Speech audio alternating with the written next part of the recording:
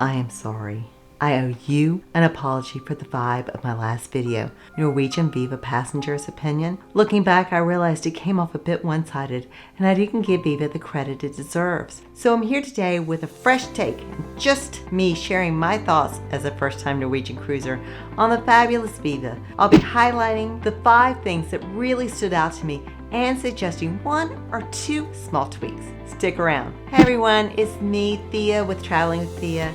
And let me start by saying I felt really embarrassed about my last video covering the Viva. I genuinely apologize for not giving this stunning ship the credit it truly deserves. Going into this cruise, I had some serious reservations.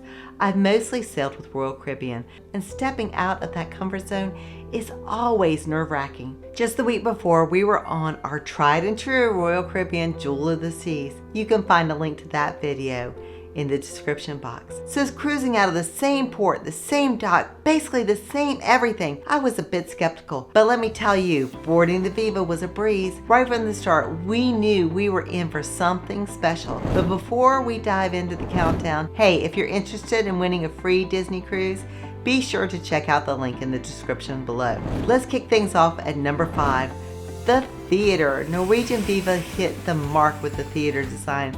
There wasn't a bad seat in the house, no annoying support bowls blocking the view, which can be a downside on some ships. Even though we had reserved seats in the front section with the Haven, we found ourselves drawn to the balcony, spanning deck 6, 7, and 8. We always opted for deck 8, where there was an ample seating. Snagging the front row was usually a breeze, and if you happen to have the attention span of a gnat, did someone say squirrel? The ease of coming and going without disrupting the actors was a huge plus. And here's the kicker. In just 15 minutes, the theater seamlessly transforms into a nightclub. Talk about engineering genius. Moving on to number 4, comedy nights were an absolute highlight for me. Norwegian Viva had it down pat with nightly comedy shows. With the 2 talented comedians on board, the entertainment varied between the theater and the improv comedy club. And let me tell you, with my attention span, comedy's right up my alley. It was a perfect way to unwind and share some laughs after a day of adventure at sea. Moving on to number 3, let's talk infinity pools. Now, I'll admit, I usually never spend any time in the pool on a cruise, but the infinity pool on Norwegian Viva was irresistible.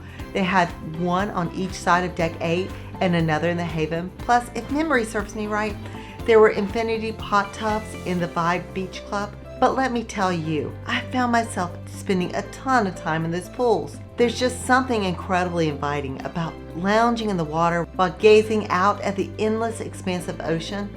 It was pure bliss. Hey, who are you and what are you doing in my video? Since he keeps showing up in videos, he might need a name. Comment below what we should name this little guy. He's so sneaky trying to get people to subscribe. Can you believe that? I've even seen people just put subliminal messages in to boot that like button. That was enough of an interruption. Moving on to number 2. Deck 8 was an absolute gem. Besides the already mentioned infinity pools, there were countless cool spots to chill out. From lounging under the sun to admiring intriguing artwork and strolling across the glass bridge.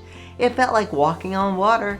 Then there's the outdoor dining area of the indulged food hall and the stunning bar at the back of the ship.